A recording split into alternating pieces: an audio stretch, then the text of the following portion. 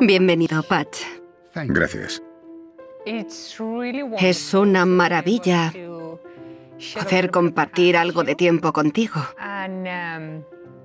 Tienes una vida bastante inspiradora y extraordinaria. Espero que podamos mostrar parte de ella en esta conversación. Quiero que nos hables un poco de tu vida, desde tu infancia hasta quien eres hoy. Nací el 28 de mayo de 1945 en una familia militar. Mi padre era soldado, luchó en la Segunda Guerra Mundial. Y luego vivimos 3 años en Japón, 1947, 48 y 49. Luego se fue 4 años a la guerra de Corea. Lo destrozó. Le quebró el alma. Luego vivimos en bases militares en Estados Unidos. Y después nos mudamos a Alemania y vivimos en Kaiserslautern durante 7 años, desde 1954 a 1961. En aquella época me describían como un rarito, friki, empollón, lerdo. Nunca fui demasiado masculino. Me pegaron muchas veces, porque los hijos de los soldados suelen ser muy masculinos, y yo no lo era. Mi padre murió en 1961. Yo tenía 16 años, y nos volvimos a Virginia, la tierra natal de mi madre. Y puedo decirte el momento exacto en que cambió mi vida, junto a una fuente, en un parque en Virginia, que decía, solo para blancos. Exploté. Que alguien pudiera pasar por ese cartel sin arrancarlo, que la gente odiara a otros por su piel. Me considero inteligente, y sé que no hay nada en nuestro cerebro que nos haga odiar así. A los 17 años había estado en instituciones mentales 3 veces, y mi vida cambió para siempre a los 18. Estaba en Washington, en el famoso discurso de Martin Luther King, de Tengo un sueño. Y ¡boom! Cambié de inmediato. Me dije, no te suicides. Tienes que revolucionar el mundo con amor y diversión. Y tomé la decisión, con 18 años, de no volver a tener un mal día, de no volver a desperdiciar un día estando mal. Decidí ser 6 cosas en todo momento: feliz, divertido, cariñoso, cooperativo, creativo y considerado. Supe también que debía ser un activista. ¿Pero de qué tipo? Y entonces, cuando ya estaba terminando la carrera de medicina, me di cuenta de que no podía ser un médico convencional. Tenía que ser un médico libre, cariñoso y amable. En la universidad me metí en muchos problemas. No por mis notas, sino porque decía lo que pensaba. Era sincero. Y pasaba tiempo con mis pacientes. Me entrenaron para atender en 6 o 7 minutos y yo prefería estar 3 o 4 horas. Tu decisión de estudiar medicina estaba conectada de alguna manera a esa revolución de amor y felicidad que iniciaste a los 18 años. Decidiste servir a la humanidad a través de la medicina, ¿verdad? Exacto. Y trabajar por la paz y la justicia fuera de mi profesión. Y eso nos lleva a lo que decías, que no eres el tipo de médico que está 10 minutos con su paciente, que quieres pasar mucho tiempo, incluso 3 o 4 horas con cada uno de ellos, porque no quieres solo curarlos, sea lo que les pase, sino entenderlos y hacer algo que me parece muy honorable: intentar mejorar sus vidas. Quiero que describas cómo trabajas, porque tienes una manera muy particular de hacerlo.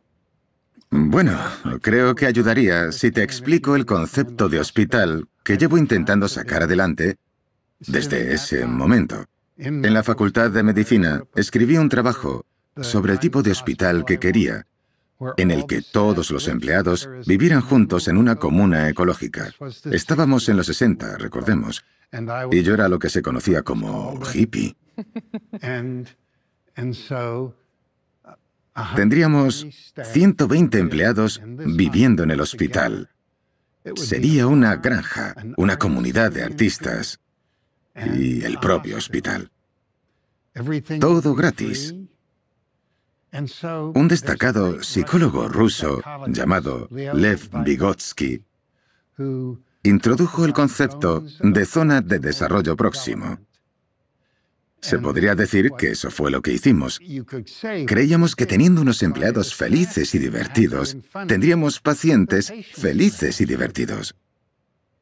Al mostrar interés en cosas, los demás se interesarían también.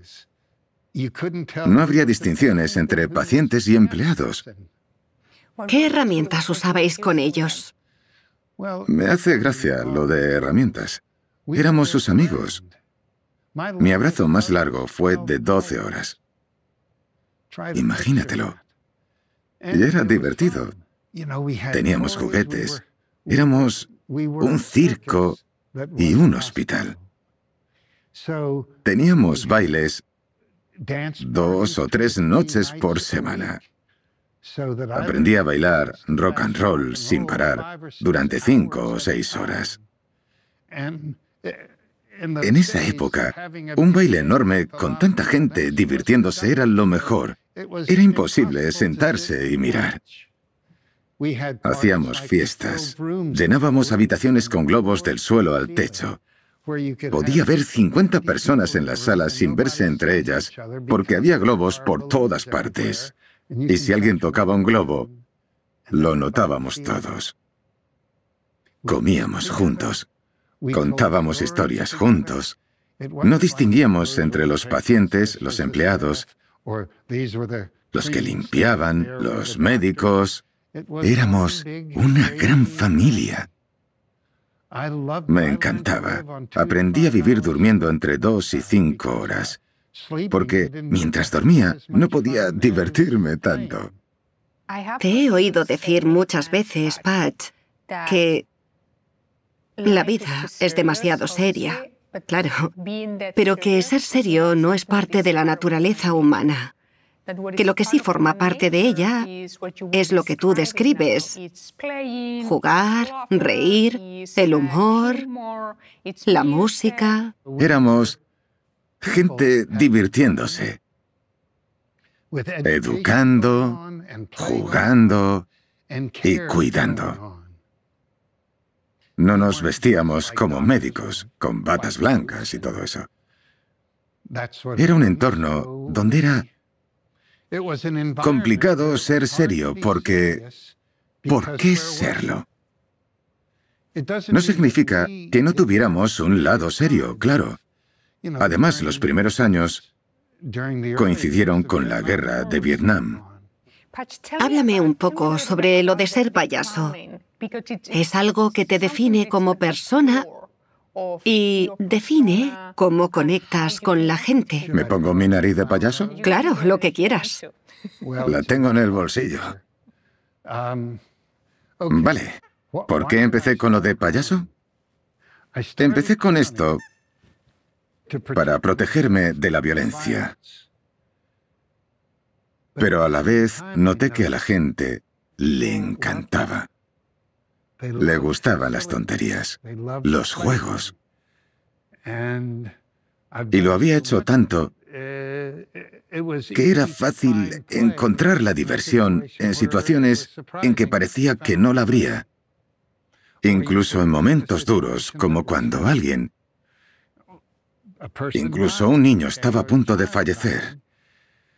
En momentos duros podía darme cuenta de que todo el mundo estaba muy serio. Acercarme a la persona en cuestión y preguntarle: ¿quieres que esto sea más divertido? Y hacer una especie de coro.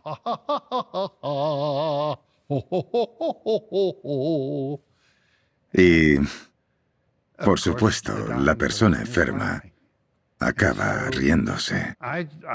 Empecé a jugar, a presentarme tal y como era. Tuvimos nuestro extraño y particular hospital durante 12 años. Vivíamos en una casa de 6 dormitorios. Entre 500 y 1000 personas pasaban por allí cada mes, desde 5 a 50 huéspedes, y sin cobrar ni un dólar. Imagina lo intenso que era. Algunos de ellos pertenecían a bandas de motociclistas, había de todo. Algunos estaban deprimidos, odiaban la vida, y estaban todos juntos en una casa. Y como también había niños, teníamos nuestros truquitos. Si había un señor muy enfadado y enviabas a un niño pequeño, se acababa ablandando. Nosotros lo sabíamos y lo aprovechábamos. Hicimos esto durante 12 años y pensé que conseguiríamos dinero, que nos donarían algo y podría construir el hospital, pero no fue así. Antes de eso, había pedido que no se hiciera publicidad.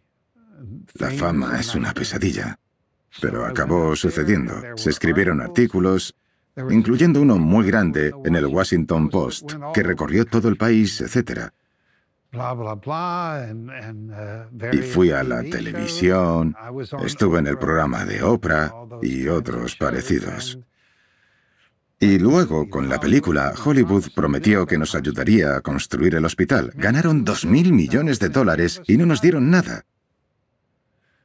Les escribí y nunca me contestaron. 1 año y medio después de cerrar el hospital, me sentía muy vacío. Necesitaba cuidar de alguien. Tengo mucho dentro que dar a los demás. Y he visto que surte efecto a la gente que sufre. Y no tenía un hospital y no quería hacerlo a lo radical como estábamos haciéndolo. Quería mi hospital. Así que empecé 2 proyectos. Hablar con la gente porque estaba hablando a todo el país y había empezado giras internacionales y pensé, ¿por qué no hago giras como payaso? Y así empecé con estos viajes. Creo que los primeros fueron hace 35 años. El primero fue en la Unión Soviética. ¿Por qué? Porque eran el enemigo. El enemigo. Estos viajes... Hicimos entre 7 y 9 viajes al año durante 25 años. Tuvimos que parar por la COVID. No nos dejaron entrar ni en hospitales ni en orfanatos. Pero durante esos años vimos muchos milagros, muchas cosas. Y ahora apoyamos grupos de payasos porque los hay por todo el mundo. Estoy segura de que en todos tus viajes por el mundo, cuando interactúas con la gente, te preguntarán muchas veces sobre esa revolución y esa decisión tan radical que tomaste a los 18 años de no volver a tener un mal día jamás. Seguro que te han preguntado muchas veces, ¿cómo lo hago? Es una buena pregunta. La respuesta más simple es que todos los seres humanos tenemos el poder de construirnos a nosotros mismos, decidir quién queremos ser, cómo queremos reaccionar a las cosas y cómo queremos pensar. Por desgracia, la televisión y la sociedad americana... A veces pienso que quizás solo un 10% de la población adulta de los Estados Unidos reflexiona sobre las cosas, no piensan. Son como robots. Los adultos estadounidenses normales no se gustan. No quieren a sus parejas y odian sus trabajos y no van al médico por eso. Simplemente lo aceptan. Las charlas que más he dado, que más me piden, son sobre estrategias en el mundo del amor, la alegría de querer, el humor y la salud, etcétera, cosas así. Y no estoy seguro de cuánta gente entiende que crear su propia felicidad es una opción.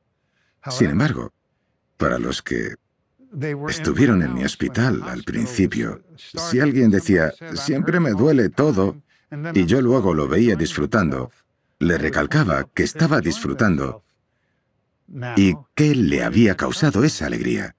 Demuestra que no la has creado tú. Lo has hecho. No la has analizado y te la has guardado en el bolsillo para un día que llueva. Pero, ¿qué porcentaje de los adultos estadounidenses tiene autoestima y se quiere? Uno muy pequeño. Pat, has hablado sobre la soledad. Sé que has dicho que la soledad y la indiferencia son las peores cosas que puede experimentar alguien, o al menos están entre las peores cosas que pueden experimentar.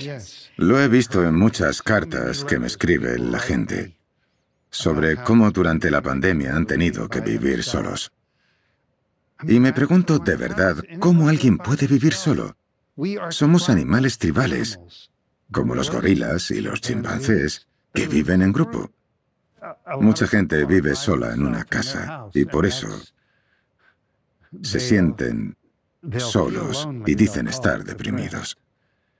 ¿Y si acabas en una casa y tu única compañía es una pareja que no te cae bien? Y quizá la gente también se sienta sola cuando está con más gente. Sí, desde luego, totalmente. Pat, ¿crees que muchos de los problemas que estás mencionando surgen de una falta de empatía? Claro. ¿Te importan los árboles? Y esto te lo preguntan como si fuera una pregunta inteligente. Si vendes estas 40 hectáreas de árboles para hacer un aparcamiento, recibes $1.000.000. Y ese $1.000.000 es mucho más valioso para esa persona que 100 árboles. Y es gracioso, porque algunos de esos árboles son más viejos que esa persona. Los humanos se sienten los dioses de este planeta. Creen poder consumir lo que deseen, contaminar todo lo que toquen. Sé que hay multimillonarios que al oír hablar de extinción piensan, yo no. Lo digo a la gente, y es más fácil decirlo que hacerlo. Si no se quieren a sí mismos, ¿cómo van a creer que son capaces? Pat, has mencionado en muchas ocasiones que una de las mejores cualidades de la gente que en su vida profesional se encarga de cuidar de los demás y rodearse de personas, como es el caso de los profesores que educan a las generaciones que vendrán, los médicos como tú, las enfermeras, los trabajadores sociales, las madres, los padres, que una de las cualidades más importantes es la compasión. Compasión es otra manera de decir amor dirigido o amor sentido. La compasión, sientes algo y puede que no sepas ni qué es, pero hay una canción que te hace sentir muy bien. No te lo crees. Acabas de oír a Chopin tocando el piano. Y te ha hecho pensar cosas bonitas sobre tu familia, por ejemplo. Creo que todo va unido a la compasión. Es un nombre para algo muy grande, para todo lo que pensamos y hacemos que vaya relacionado con el amor. Quizá amor sería un término genérico, mientras que la compasión va dirigida a algo. No creo que se pueda sentir compasión de manera genérica. Siento compasión por todo. No, normalmente es amor dirigido a algo. Pat, tienes metas muy grandes, preciosas e inspiradoras para intentar mejorar nuestro mundo, para hacer que la gente sea más compasiva, que tenga más empatía, para crear una revolución de amor y diversión para todas las personas con las que te relacionas. Y llevas así muchos años. Pero es algo difícil de hacer, muy complicado. No, lo difícil sería no hacerlo. No he encontrado ni un colegio, ni uno solo en todo el mundo, ni primaria, ni secundaria, que dé ni una clase sobre amor. En todo el mundo. ¿Y si enseñáramos a amar? ¿Y si entraras en clase y el profesor dijera, vale, todos de pie en parejas, ¿vamos a darnos un abrazo de 1 hora? Te puedes imaginar a la gente yéndose porque no quiere un abrazo de 1 hora. Pero sí que podemos decir a la gente como yo, vamos fuera a jugar a béisbol o fútbol. Y en mi caso, yo no quería hacerlo. Sé que te encanta leer y que te gustan mucho las películas. Y bailar. Bailar y la música. Háblame de la poesía, porque acabas de recitar un poema. Emily Dickinson. No ponía título a sus poemas.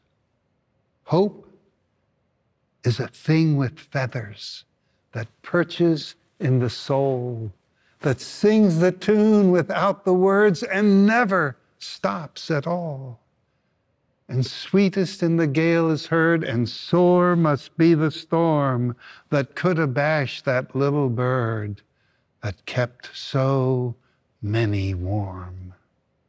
I've heard it on the chillest land and on the strangest sea, but never in extremity it asked a thing of me. Es uno de mis poemas favoritos. ¿Lo conoces? Lo conozco.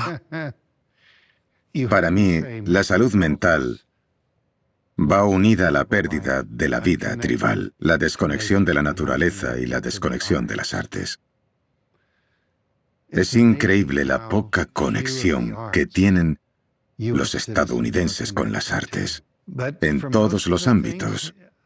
Muy pocos amigos durante mi infancia querían escuchar a Beethoven, Chopin, a Rachmaninoff. Muy pocos querían ir al teatro a ver a Calderón, a ver cualquier obra. Preferían Click, deportes, o Click, la serie de moda. La gente apaga el cerebro. Y hacer eso es algo muy peligroso. Patch, háblame de tu institución. Gesundheit surgió porque experimenté la medicina desde dentro como estudiante en una facultad de medicina durante 4 años. Lo vi cómo funcionaban los hospitales. Hice prácticas 1 año después de acabar la facultad y no podía, era incapaz de hacerlo.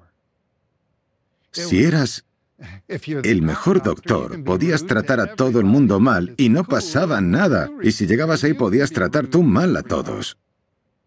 Me di cuenta de que debíamos mostrar nuestro hospital, que tendría muchos tipos de médicos, que sería gratis. La medicina es muy cara, por eso nos mudamos a un hogar grupal y lo intentamos allí. Lo intentamos durante 12 años y no conseguimos ninguna donación. Aún pienso, van a donar algo. Y hay una canción. To dream the impossible dream, to fight the unbeatable foe, to bear with unbearable sorrow, to run where the brave dare not go. This is my quest, to follow that star, no matter how hopeless, no matter how far, to fight for the right without question or pause, to be willing to march into hell for a heavenly cause. Eres un verdadero artista. Lo sé, estoy loco. ¿De qué trata la canción sino de conseguir lo que quieres? ¿Qué quieres tú? Quiero medicina gratis para todos.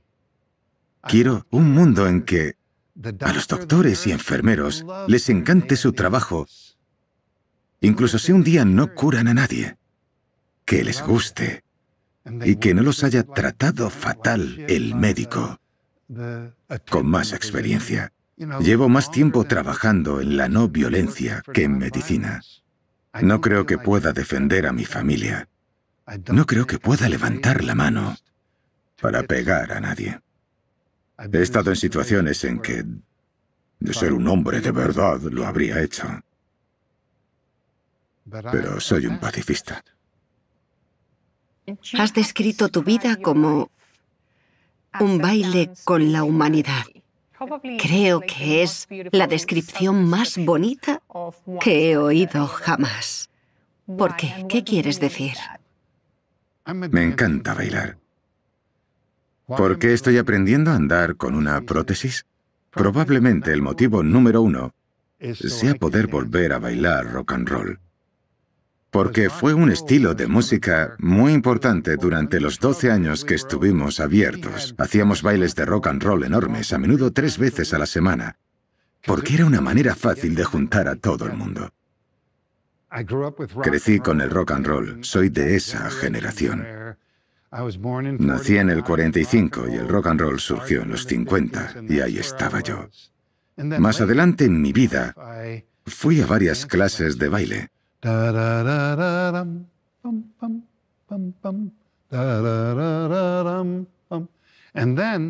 Y al hacerme mayor y acercarme al entorno rural, aprendí danza en línea y cuadrillas.